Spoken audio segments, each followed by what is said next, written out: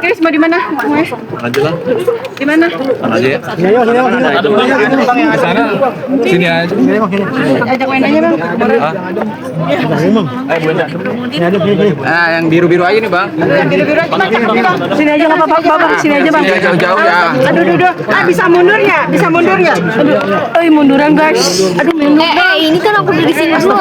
Bisa, teman-teman bisa mundur nggak? Mundur dikit dong, mundur dia. Mundur ini yang bilang deh, Bang, mundur, Bang. Sedikit ya. Nah, tuh, mundur dong. Guys, mundur yuk. Mundur. Dia nggak akan ngomong. Mundur dulu boleh ya. Mundur. Bang boleh pegang dulu bentar. Oke. Aku mau switch tangan. Terlalu dekat ya. Iya, mundur dulu. Iya, mundur dulu, guys. Munduran yuk. Yuk. Udah. HP mundur HP. Oke. Bang Kris sama Cewek Anda gimana hari ini? Mundur dong dikit boleh. Dikit aja. Tuh maju lagi. Semangat. Oke, hari ini gimana Bang Kris mediasi hari ini? Baik. Assalamualaikum warahmatullahi wabarakatuh.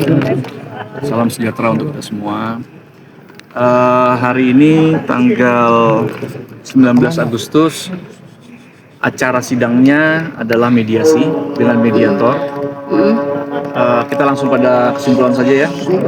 Jadi untuk terkait mediasi sudah diupayakan semaksimal mungkin oleh mediator dan para pihak sudah berusaha, namun dinyatakan gagal terhadap mediasi. Ya.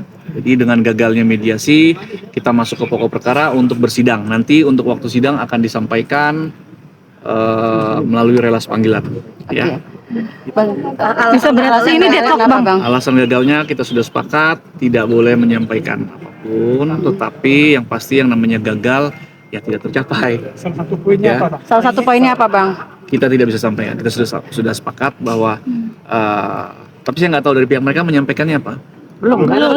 Bang. Ya, berarti sama ya, kita sepakat untuk tidak menyampaikan kenapa gagalnya, yang pasti gagal.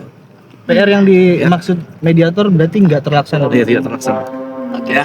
Bang, tapi sempat ada kabarnya ada syarat untuk bertemu. Ci, ada syarat untuk ketemu sama anak tuh seperti apa sih, Ci? Ya, nanti. Ada syaratnya. Syaratnya apa? Lancar nih Bapak. Lancar Udah, ya ya. Pak. Sebentar, Pak. Ci, sedikit dong, Ci, ada syaratnya, guys. Ada syaratnya apa sih, Ci? Jadi sampai mungkin berat sekali untuk memberikan waktu anak kepada sedikit kecewa nggak? Ci, kenapa Ci? Berita ini bukan berita yang bagus ya, terkait dengan gagalnya mediasi. Gagalnya mediasi bukannya tanpa dasar, sudah 30 hari diupayakan, namun para pihak tetap masing-masing mempertahankan apa yang menjadi dasarnya ya. Nah, terkait dengan apa yang tadi teman-teman wartawan tanyakan ya, terkait dengan apa tadi syarat ya, syarat untuk bertemu dengan anak. Sebenarnya tidak ada syarat-syaratan ya. Yang ada adalah kewajiban dari orang tua untuk menjaga anak-anaknya dari apa? Dari hal-hal, dari situasi kesehatan yang baik, ya, hal-hal yang aman. Jadi klien kami dalam acara ulang tahun itu tidak pernah melarang. Bahkan kami bisa sampaikan chattingannya, ya. Jadi saya bicaranya adalah berdasarkan chattingan saja, ya.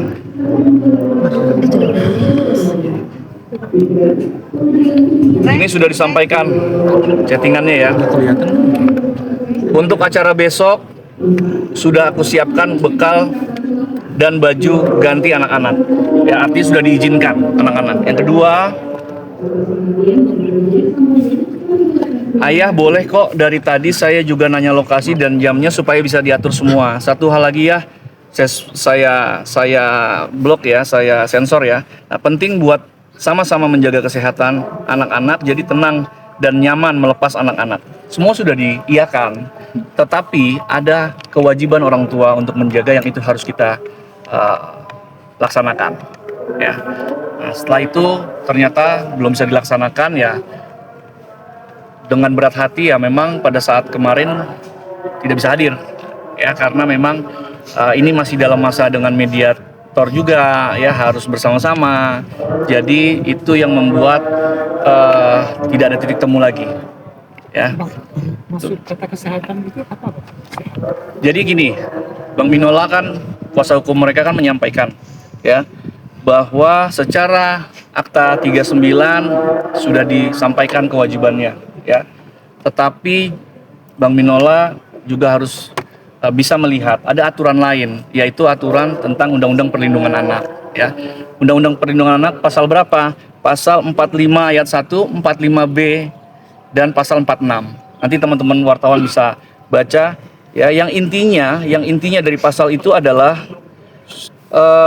kewajiban orang tua untuk melindungi kesehatan dan keselamatan anak. Ya, ntar dibaca saja 45 ayat 1, 45B ayat 1 dan 46 Undang-Undang Perlindungan Kesehatan ya.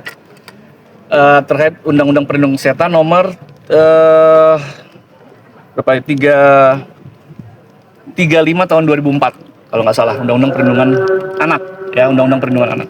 Jadi ayahnya kurang sehat gitu. Jadi dibaca saja pasalnya, sehingga apa yang sudah disepakati tentunya dengan situasi yang sudah ada, dengan kondisi-kondisi yang sudah ada, klien kami sebagai orang tua berhak secara undang-undang untuk menjaga anak dari hal-hal yang tadi saya sampaikan. Mengacunya undang-undang itu kenapa, Bang? Kita sudah paham lah ya bahwa ada isu yang sudah beredar. Saya tidak mau menyampaikan apa, tetapi sekali lagi fokusnya adalah kepentingan anak ya, bukan kepentingan klien kami, bukan kepentingan klien Bang Minola, tapi fungsinya kepentingan anak. Klien kami dalam chattingannya tidak pernah, sekali lagi ya, tidak pernah melarang menambah syarat-syarat yang berlebihan, tidak ya. Semua dilakukan untuk kepentingan anak ya. Kita turunkan ego kita, harusnya mau saja gitu, tapi kan ternyata tidak ada titik temu. Artinya ya dua-dua seharusnya bisa lebih menurunkan egonya ya. Bang, perihal ini ada mau audit gimana Bang untuk terkait nafkah itu dari pihak sana? Oke. Saya meluruskan ya, terkait yang dimaksud Bang Minola itu menurut Akta 39 adalah yang sudah pernah dibayarkan oleh klien Bang Minola, itu adalah biaya pemeliharaan dan pendidikan anak. Itu bunyi pasalnya ya. Jadi pemeliharaan dan pendidikan anak ditanggung oleh kliennya Bang Minola. Jadi bukan nafkah. Nafkah itu hanya satu item yang ada di situ. Jadi angka yang sebesar itu bukan hanya murni satu nafkah ya, tetapi adalah biaya pemeliharaan dan pendidikan ya. Kita siap untuk menyampaikan pertanggungjawaban pelaporan terhadap itu ya. Saya pastikan sekali lagi, kita siap menyampaikan pertanggungjawaban pelaporan terkait dengan biaya yang pernah diberikan. Tetapi harus dipahami, biaya itu bisa diserahkan pertama adalah ditalangi dulu oleh klien kami. Jadi sistemnya reimburse. Jadi biaya yang ada itu ditalangi dulu oleh klien kami. Lalu setelah itu klien kami menagihkan dengan poin-poin ini, biaya ini untuk ini, biaya ini untuk ini, biaya ini untuk ini. Dibaca oleh pihak klien Bang Minola dan disetujui. Harusnya kalau dia tidak menyetujui, pada saat disampaikan sudah tidak akan dibayar. Misalnya ditagihkan 200 juta. Yang setuju misalnya 100 juta. Ya sudah dibayarkan saja 100 juta. Artinya proses itu sudah ada persetujuan sebenarnya. Ya, tetapi lucu kalau sekarang mereka minta audit nafkah atau audit biaya pemeliharaan dan pendidikan. Tetapi klien kami tegaskan tidak berkeberatan itu dilakukan. Klien kami nggak ada masalah karena semua buktinya ada. Tetapi ya lucu aja. Ya, audit itu kan biasa untuk perusahaan, untuk karyawan. Kalau yang mereka lakukan ini untuk kehidupan anak makan bakso di pinggir jalan lalu diminta bon bakso, ini kan menurut saya agak nggak lazim lah buat kami lawyer. Tapi yang lazim sebenarnya adalah audit kesehatan buat kami. Ya, kalau dia memang mau meminta audit nafkah atau biaya pemeliharaan dan pendidikan itu, kita juga minta audit kesehatan terhadap klien Bang Minola. Sudah minta Bang? Ya belum. Ya.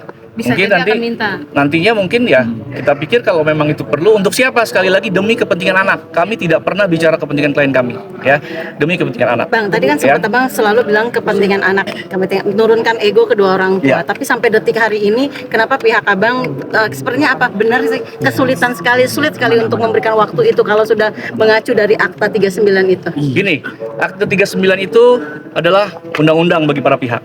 Tetapi undang-undang ini kan juga harus melihat undang-undang lain. aturan lain. Aturannya ya, kesepakatan itu kalau belum secara jelas diperinci terhadap hal-hal yang lebih khusus, itu kan harus kita duduk bersama dulu.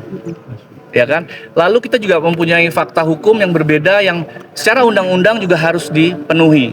Sehingga ada dua peraturan, ada dua undang-undang yang harusnya bisa kita duduk bersama untuk sama-sama menjalani. Tapi nyatanya kan pihak satu bersikeras di sini, pihak ini bersikeras ini, ya akhirnya tidak ada titik temu. Yang mana mediasi juga akhirnya gagal.